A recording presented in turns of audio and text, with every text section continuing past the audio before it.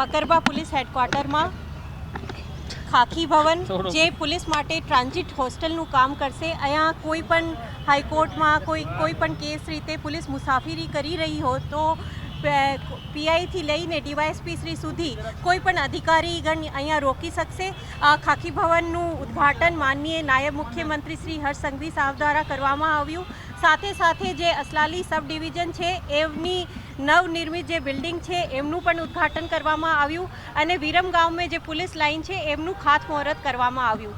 સાથે સાથે અમદાવાદ ગ્રામ્ય પોલીસ દ્વારા ટેકનોલોજી આધારિત ઘણા બધા નવા અભિગમ સ્ટાર્ટ કરવામાં આવ્યા છે, જેમાંથી એક એડીઆર શિલ્ડ છે, જેમાં લેબર રજિસ્ટ્રેશન લગભગ 1 લાખથી વધુ લેબર્સનું રજિસ્ટ્રેશન આમાં થયું છે.